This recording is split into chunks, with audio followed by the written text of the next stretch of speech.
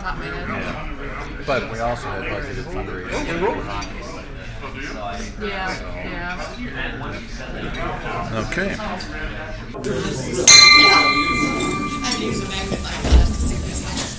Welcome, everybody.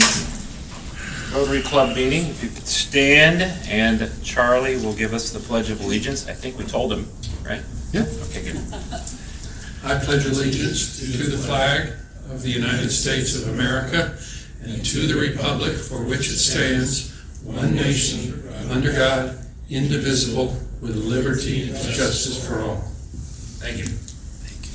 And I just happened to be picked today for the invocation. And tomorrow being St. Patrick's Day, there's nothing like an Irish prayer. It's short. May your blessings outnumber the shamrocks that grow, and may troubles avoid you wherever you go. Bless this food we share and friends we hold dear. Amen. Gotta like the short ones. So, do we have any guests or visiting Rotarians? Oh, we got one in the back. It's my pleasure today to introduce my friend Bill Smook, and Bill is with the Fighting Saints, so we've got a celebrity here.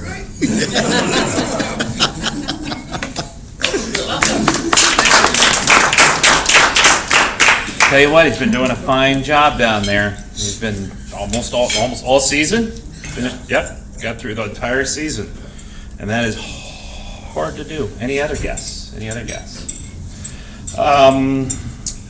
Before we get to club announcements, I do want to make a comment about this spring snow that we've had. I'm marking 5 years. Thanks, Joyce, of being here, and I regret when it snowed yesterday. But can you imagine being the guy that goes in the ditch and then like 2 days later it's going to be like 65 degrees? You're like, ugh. So, but it does remind me of a spring snow joke.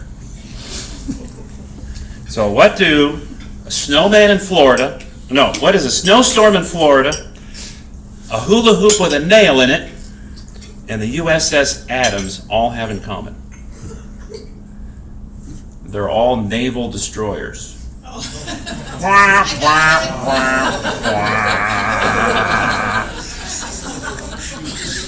And that's what you have to look forward to. Okay. For a moment there, I heard crickets chirping. Oh, well, then you had to do the You gotta feed them in there. Steve, do you have anything on the Red Cross? Red Cross blood drive update? I don't know if they decided on a date. I know they were looking at dates. I know we're going to have it. It's probably going to be in June, but I don't know if the board decided on a date yet. Okay. I haven't heard. So as soon as they find us a date, we've got several locations we could choose from. Probably down at the Grand Harbor would be a good spot. Probably next to the water slide, I'm thinking. The Nutter Butters, after you give, the Nutter Butters would get a little soggy, I think, but you just never know. I have been privileged to be in the NC Pets Leadership Conference with Rotary for our district and the Midwest region. It's been going on because it is not in person. It is virtual, and because it's virtual, they assume that you're available at all times. So it's been going on for the last 2 weeks. Today is the last day, and I was privileged enough to be able to be the one to ask the international president a question regarding COVID and Rotary's place with the COVID vaccinations and what we're doing since. As all of you know, Rotary is very heavily involved, and our main mission is the elimination of polio. So we know vaccination, we know how to distribute, we know logistics, we know all that stuff. And my question is where do we stand as far as Rotary International and our local clubs in the eradication of COVID-19? And funny, they had just finished a international conference call.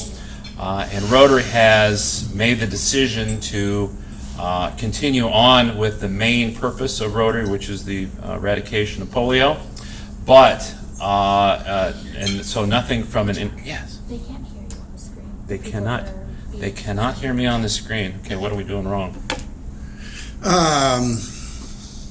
That's a good question. What'd you push? We can hear you here. I can hear you. Yeah, you have to push audio and make sure the volume's up. I am. You have to start at the beginning? So what do? Pull the plug out of the side. Pull the plug out of the side. There. Then don't put it back in. Leave it right where it is. And now let's see. Can they raise your hand if you Raise can your hear hand it? if you can hear us. Yes. Not you. Wait a minute. You raised your hand. That doesn't tell me anything. We're working great. on it. All right. Somebody raised their hand, I think. That guy. All right. We're not getting anything. Anybody? Who's that up on top on the left? We can't see anybody. Yeah. Mary Ann, can you hear? Well, I can't see Mary Ann, but I can see her. Well. How about now? Can you hear now? Okay. Can you hear now? Yes! All right. Okay. All right. So for those of you at home, That was really for those horrible. of you at home, you missed a snowstorm in Florida. No, I'm just kidding. I'll have to tell the joke again next week. But getting back to the Rotary International and NC Pets, it is highly encouraged, and a lot of the clubs have already started doing this regarding volunteering at the local distribution areas where they're giving the vaccines to help out. I know that the city of Dubuque is planning on opening a second vaccination site, and they may be reaching out to some of the civic groups to help out with that.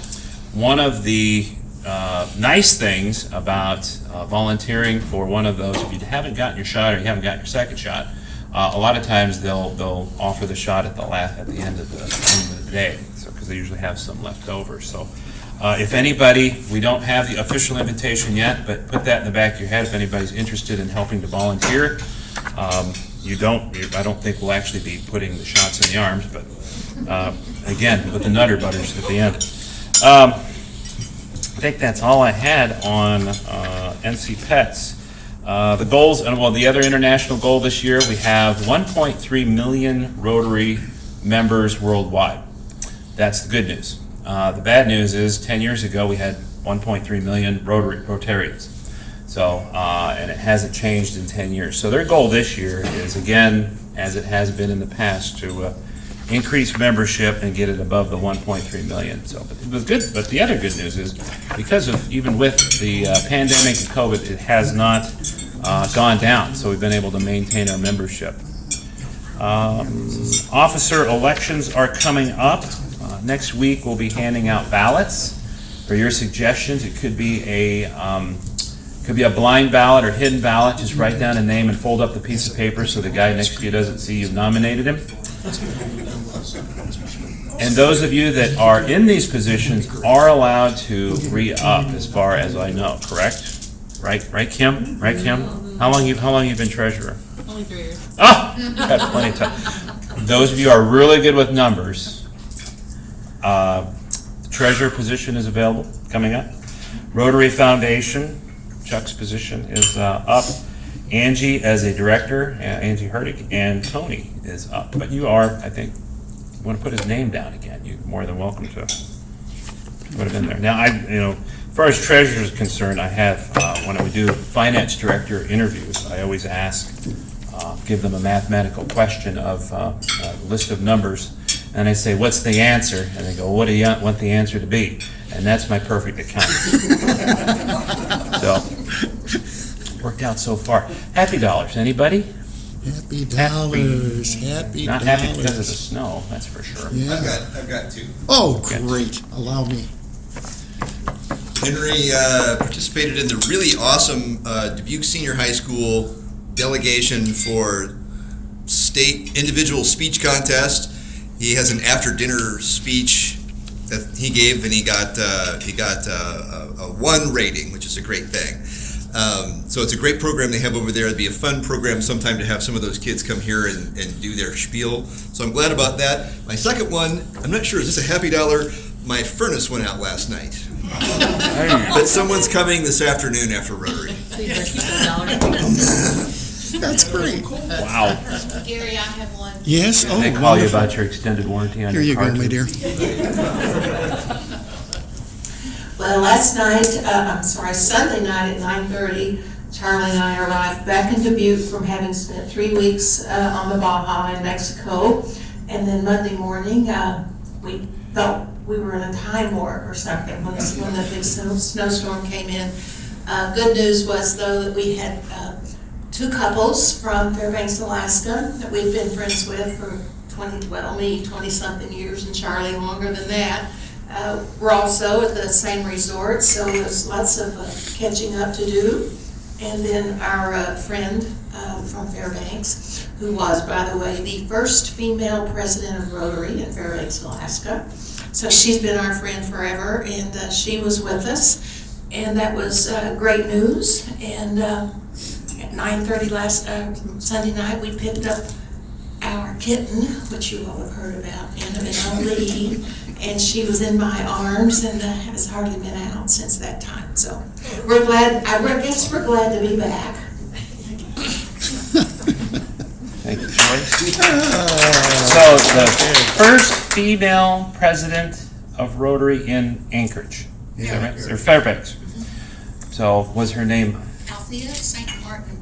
Oh, okay. I thought it was Ida Diderot. Oh. Okay. Why are people leaving the meeting? Anybody else? Happy dollars. Okay.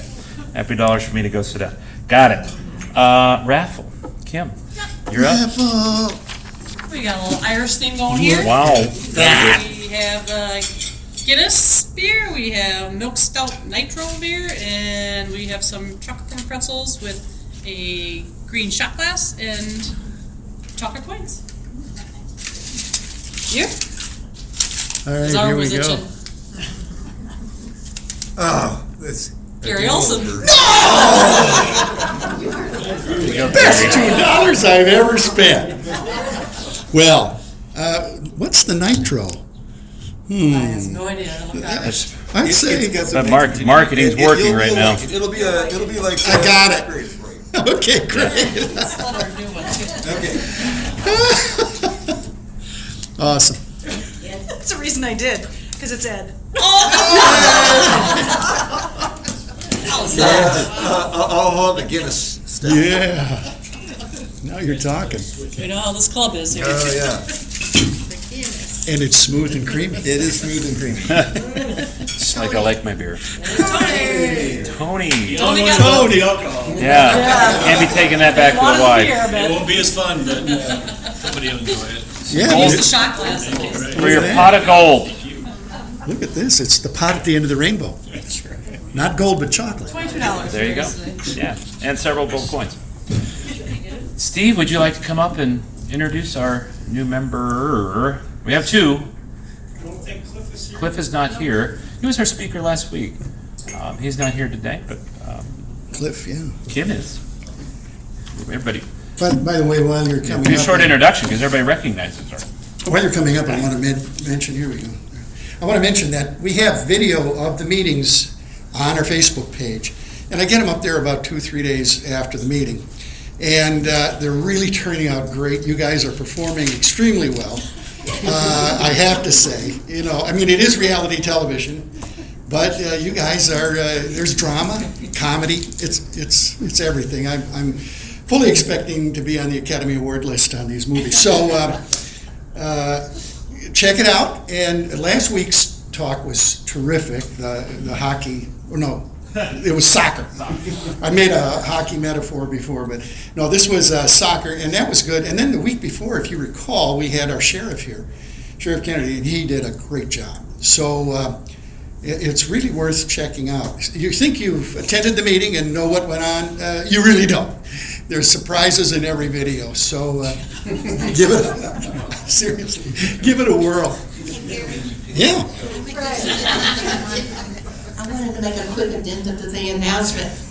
With the couples that came down from Fairbanks, a husband and wife couple, both have been presidents of the Rotary Club in Fairbanks, and one has been district governor And isn't Mike an incoming district governor? So what about Brenda?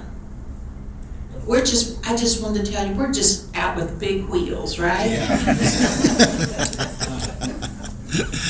All right, All right, thank you. now it's your turn. Couple quick things. Mary Ann, Vicki, you guys look festive. Just so you know, I wore my Irish beard for you this morning. And I did get to hear all about Henry's performance. Megan was very happy about the number one he got, so Well, Megan's one of the people that makes that just great. maybe we can get her to show up sometime and do it. Okay, so we're here to induct a new member today. So Kim, if you'd like to rise. Fellow Rotarians, it is the duty of our Rotary Club to add new members from time to time, so that we may not only increase our usefulness and influence as a club, but also to extend the spirit of Rotary throughout the community. Today, I welcome to our ranks and admit to membership, Kim Roush. Rotarian Roush, you have been elected to membership in this club because your fellow members believe you to be a worthy representative of your calling and also to possess qualities that will permit you to exemplify the true spirit of Rotary in your public, business, social, and private life. I wish to impress upon you that you have been admitted not only to the Rotary Club of Dubuque, but to a worldwide association, and by virtue of your membership in this club, you will be welcomed into the fellowship of any Rotary Club in the world. The honor and privilege of Rotary membership carries with its duties and obligations. You'll be expected to attend the club's meetings as regular as possible, to perform your share of club service, and to place your knowledge and talents at the disposal of the club in its task of carrying the principles of Rotary into the daily life of the community. Rotarian Roush, in the name of the Rotary Club of Dubuque, I now formally admit you to membership in this club and affix to you your lapel of our emblem. Due to social distancing, I will not affix that to your, but I'll hand it to you. Awesome. Fellow Rotarians, I commend to you our newest member, Rotarian Kim Roush, who has been loaned the classification of Rotarian, and charge all of you to welcome her now. Kim, if you'd like to say a couple words. There you go. What do I get to do? You get to say something. Yes. Hi, I'm Kimberly Roush, and I'm thrilled to, I actually, Yeah, that's I remember perfect. a while ago, so been a couple of years, so I'm coming back. Looking forward to being a part of this group again. I love how much you impact our community, and I'm really excited to be a part of that. I have a husband, Doug Roush, and 3 boys who are now in college or on their way there. My youngest is a senior in high school. And I work, for my career, I work at Keller Williams Real Estate Group. And so I spend my days helping other people change their lives. So it's a lot of fun. I love what I do, and I'm looking forward to do the same thing for our community. Thanks for letting me be a part of it.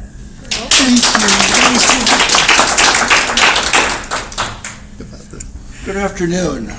I would like to introduce Assistant Fire Marshal Derrek Pauson. Derrek is in charge of media, public relations, fire inspections, and investigations, and a number of other things. I asked him, what's the difference between a assistant fire marshal and assistant fire chief? He said, pay. Derrek.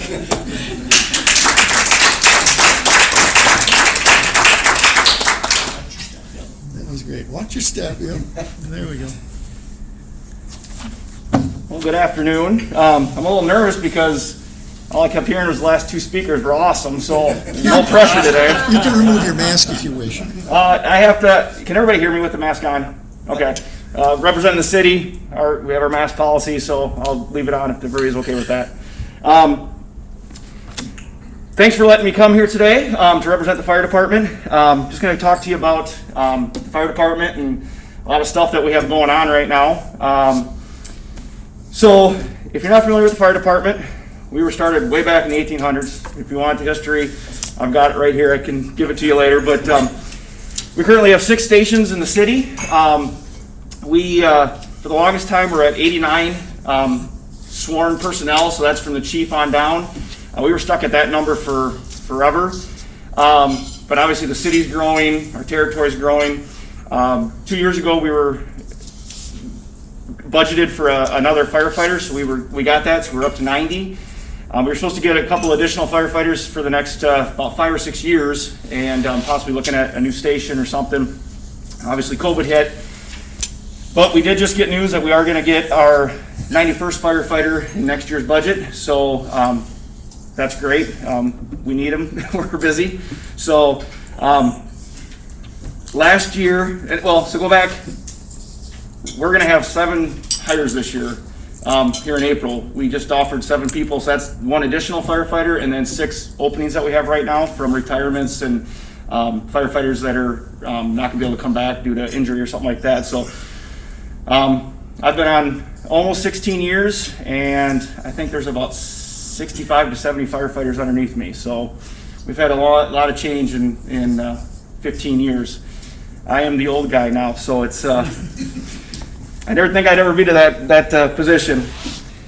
When I got hired, we ran about 4,500 calls a year. Last year, we ran 6,500, almost 6,600 calls.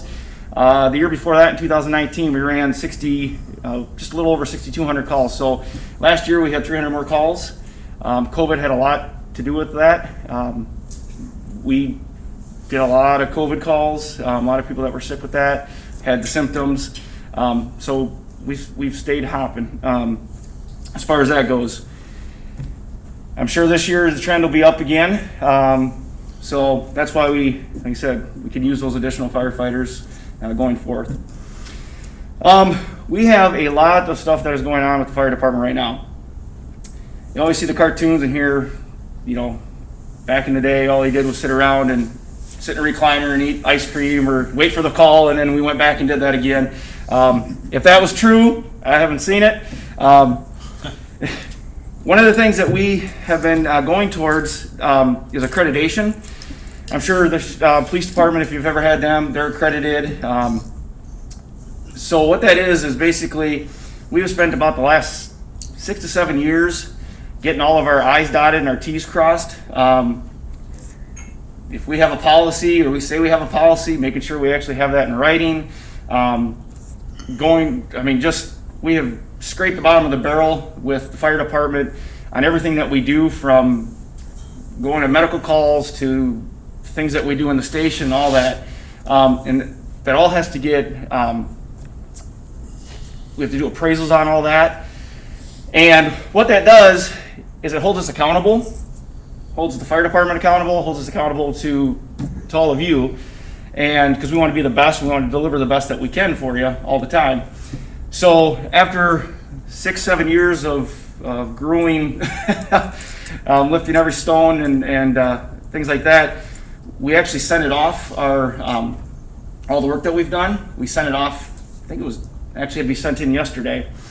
And what that'll do is it'll go to this accreditation board, and it'll be reviewed. They have 45 days to review it, and they will send back to us anything that they need clarification on, that maybe a policy that we wrote that they don't feel is strong enough, anything like that.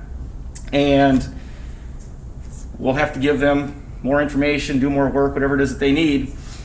And then eventually down the line, what will happen is they'll actually come to our station. It'll be an independent board. It's usually made up of other firefighters, fire chiefs, things like that from across the country.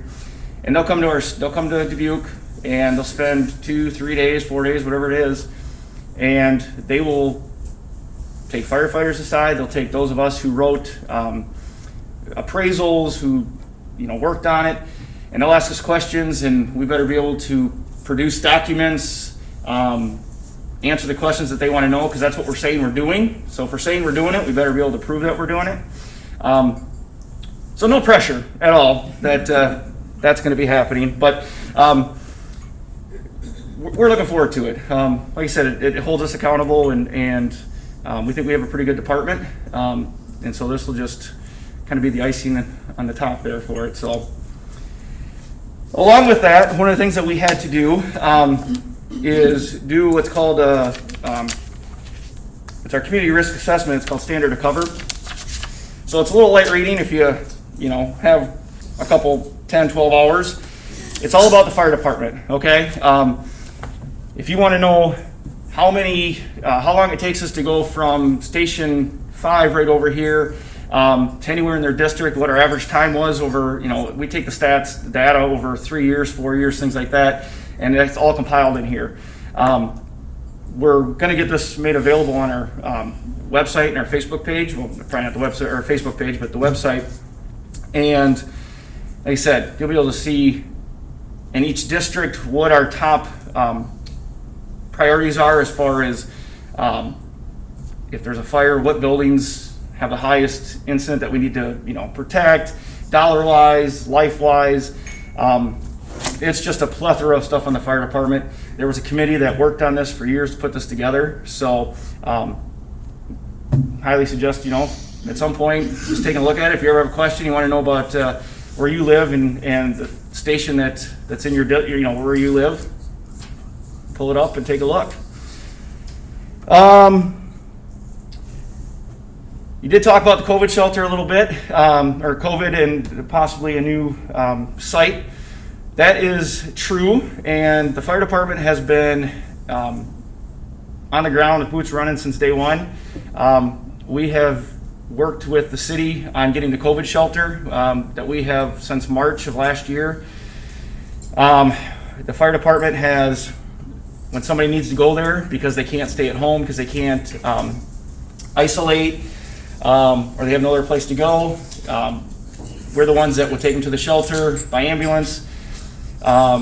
We check them in to the shelter. We go out there every day at lunchtime and we feed them. So we're talking days, weekends, holidays. If they have to get checked in at night, that's what we've been doing. I want to say we've probably put in 120, 130 people over the course of a year there. And we kind of slowed down from December 24th through, I think, March. We had one person, so things were looking pretty good. And we just, about a week and a half ago, we had about 10 that we had to put back in. So kind of goes in ups and downs. So one of the other things that we worked with was what they call the pod out there at the mall, that vaccination site. We did a lot of work, groundwork, making sure it was obviously fire safety ready. We have a firefighter that goes out there every day, that's on overtime, that sits out there all day. So when people after they get their shot and have to have their 15 minutes, that if they have a reaction or something like that, we've had a couple people that we've had to take care of after that. So we've been working with that, and now with this new site that they're looking at, that is all going to be on the fire department. So actually when I get done here, I get to go back down to headquarters to a meeting on it. And it's going to be solely run by the fire department. So we're going to be doing the shots, getting it all ready. We may find out more today about having volunteers as far as doing like the paperwork and the screens and things like that. But so COVID is keeping us busy on top of going on all the regular calls, the way it is. So I think back in January, most of the department got, or the end of the year and then the first part of January, most of them got vaccinated. We all did. I'm a card-carrying member. I got vaccinated and I had COVID, so I should be good either way, as far as that goes. So yeah, that's been keeping us busy as well. One of the other things we want to talk about, or was going to talk about, is along with this accreditation, you always probably used to hear about fire safety, public education, things like that. Well, it's kind of taken a different name now, and they call it community risk reduction. And what that means is, before maybe a firefighter came in and said, hey, I just think maybe we should start going to schools and doing a talk to them about fire safety. There might not have been a rhyme or reason for it, but it just sounded like a good thing to do at the time. What community risk reduction does is it makes us actually look at our records, look at our data for the past 2 years, 3 years. Where are our fire calls at? What types of fire calls are we having? What kind of medical calls are we having? What's the age population that we're having falls with? Things like that. And it makes us develop programs based around that. So we're actually hitting target audiences. And so that's one of the things that we've rolled out this year. it's the community risk reduction. And so what we did is last fall, we looked at all of our data for the past 3-4 years, and we looked at everything. I mean, you name it, we looked at it, and we decided that there's 3 things that we want to really focus on in 2021. And so with that, what we came up with is, and so you have handouts on your table. Cooking is always going to be the #1 fire incident across the country, and Dubuque is no different. And it's not just cooking, it's cooking fires, but it's also just cooking incidences. And cooking poorly. Yes, I can tell you, there are, and this, I went to college myself, but college kids nowadays, they can get engineering degrees and all this kind of stuff, but they don't realize that there's a button on your microwave that's for popcorn. And if you just push that, voila, your popcorn's made. We go all the time for burnt popcorn because people put it in and then hit, 10 minutes or something. So, yes. Cooking incidences is one of the things that we're looking at this year that we're really going to focus on. So anytime we go to any talks, anytime we do any events, our Facebook page, website, all that stuff, you're going to see cooking stuff all the time. You're going to be like, jeepers, these guys need to cool it with the cooking. Well, that's because that's what we want to reduce those incidents this year. That's a preventable thing. So that's what we're looking at.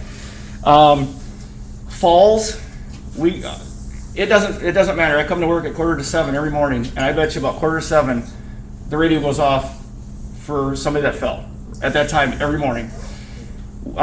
So falls is another one that we're looking at. That's very preventable. So we're going to hit a couple target places this year where there's a larger population of older people who we go there all the time, and if we can do some education, maybe 4 times a year, just holding the class, that's what we're going to look at doing. On top of also rolling out a new program where somebody can call us and say, hey, can you come to my house and do an assessment on my home? So we're going to look for trip and fall hazards. My grandma, God bless her soul, but she had a rug on top of a rug on top of a rug everywhere you went, and that caused you to fall. Extension cords going across walkways, that kind of thing. So we're going to come into homes when we get invited and try to help that person make their house safer, both fire and fall wise. And then the last thing that we're targeting this year is, obviously the city has a burn policy. You can have a recreational fire, sit around on Friday night, Saturday night. There's guidelines you have to follow, but you can have yourself a Guinness and a nice little fire. But we have a lot of people who like to burn leaves, garbage, mattresses, carpets, dressers. I could go on. Obviously that stuff's not allowed. Typically our policy is usually we'll give you 1 grace time because we get people who aren't from here, who've never had an incident, never had a problem. And so we'll come explain it to them and let them know, please don't do it again. If you do, we could fine you and have you go to court. We don't want to be the bad guy, but sometimes we have to. So one of the things we're looking at this year is if we have a repeat offender, maybe doing some enforcement with having to go to court. Houses in the city, it's one thing when you live out on a farm and you got 100 acres and you can burn and ashes go somewhere, it's not going to hurt anything. Smoke goes to the west, to the east, it doesn't really bother anybody. But when your house is 10 feet from your neighbor and they want to have their window open and they got health problems and you decide to burn something you're not supposed to, we want to kind of take care of that and squash that. So those are the three initiatives that we're going to be working on this year, so you'll probably see a lot of it. At the end of this year, we'll look and see how we've done compared to the numbers that we set. We might carry all that stuff over again until next year. We might only take one of those things over to next year and come up with some new, a couple other things that we want to work on for 2022. So, and then finally, the fire department does business inspections. We try to do a couple thousand a year. Last year, we obviously were not able to really go out and do many business inspections. And sometimes we get some grief from some owners because I get it, they don't want us to be in their business telling them what to do or how to do things. But one of the facts that I want to share with everybody is, this is from FEMA. 40%, at least 40% of businesses that have a fire or a disaster never come back into business. And 25% will, another 25% will fail after 18 months of trying to come back. I've even read some statistics that said almost 80% of a business, 80% of the time won't come back at all after a fire. So obviously, we're not coming to a business because we want to boss people around. We want you to tell you, what you can and can't do. It's because we want you to stay in business. I always tell the business owner, we want you to be in business as long as you want to be in business. And so, we're just trying to do those simple things, find those things that you might not think about on a daily basis that, hey, extension cords, I didn't realize I can't have those. That's probably one of the biggest things I go and investigate is fires from extension cords. So we will be out doing those again this year. Hopefully we can make it so that every business, we don't have to worry about those 40% that aren't going to come back because we don't have that problem. I think we do a pretty good job, and the few businesses that I have been on that had fires have come back and come back better, and they've always come up and said, now I know why you guys did what you did as far as doing inspections and stuff. So that's really all I have as far as the fire department goes. I don't know if anybody has any questions or. I had one. We have a question over here. Yeah. This is an historical perspective relative to the fire department. Multiple generations back or even centuries. Just a synopsis of how it's changed from seeing just the fires to all that you do now, and how did that kind of evolve over the years? So, the fire department was created obviously back in the 1700s by Benjamin Franklin because, well, they'd have fires and they didn't have anybody to put them out. And that's kind of all they did. Even, as far as the 40s and 50s, fires was really kind of the biggest thing. They didn't have paramedics, didn't have EMTs, they didn't go on medical calls per se, things like that. So even just in the 15, 16 years I've been on, for the city of Dubuque, we're all paramedics. You actually have to be a paramedic to even get on the fire department. You can test, but if you don't have your paramedic, you can't even get hired. So we're all paramedics, and 80% of our calls are EMS calls. But, we handle car accidents and train accidents and, every hazmat and, just everything, and the pub ed stuff that's required now. And we're probably one of the only jobs in the country or in the world that's actually trying to put themselves out of business by doing the inspections and, this community risk reduction stuff. We're trying to reduce our calls, not because we don't want to go on them, but we'd rather be out of business than have everybody safe and, things like that. So every time there's a big fire across the country, new codes come out that changes things that never happened before. So something that happened in Boston, Massachusetts that might have killed 100 people, they look at that now and say, well, these are the things that went wrong. Now we're going to make new codes that are going to affect everybody throughout the country. So we have the smoke detector, of course, which has helped tremendously in smoke room. What is the one piece of technology, in your opinion, that has come in firefighting that has been the most revolutionary thing out there, in your opinion? Because it's technology now as far as fighting fires and prevention of fires. What's the one thing that has come out that has just been remarkable? The thermal imaging cameras those are a lifesaver. Every one of you used to see the big thermal imaging cameras that you would hold up and you could see a figure and the denses of smoke and stuff like that. But they were very expensive. They were $25,000, $30,000, and so even our department had one or two when I first got on. But with our new breathing apparatus, SCBAs that we have, each one of them has an actual little thermal imaging camera right on it. So we can scan just, so everybody has it. And that also helps us. We get lost, we get trapped. Somebody else can come find us. We can try to look for, light sources for a door, window, things like that. So, Derek, I've got a paver patio, circular fireplace. I'm reading the regulations here. It's not 25 feet from my house. It's made for small fire. Is that, technically that's illegal is what I'm reading here. It's now a bird. You just turned yourself in. No. We'll talk later. Okay, I have a question.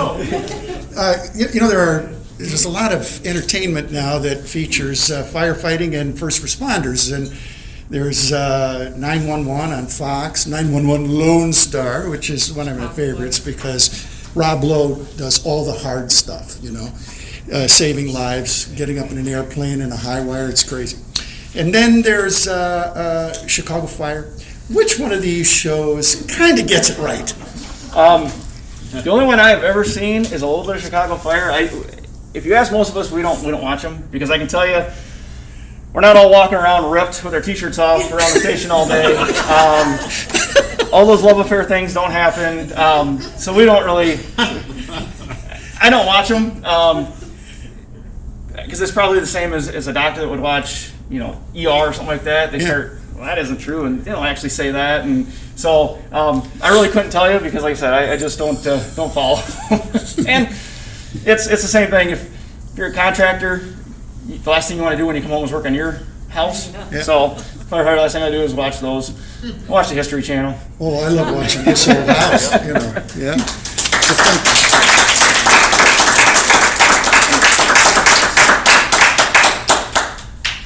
Thank you very much, and we won't be at John's house for any bonfire anytime soon. I can tell that right now.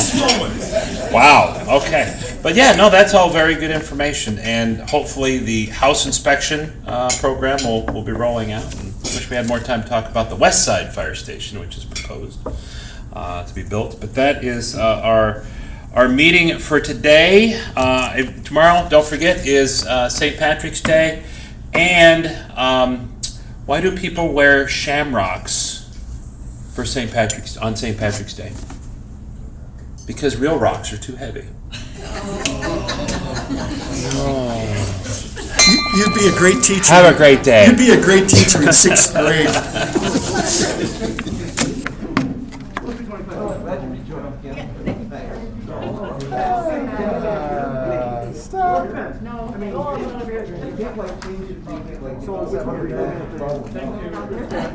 That was fun.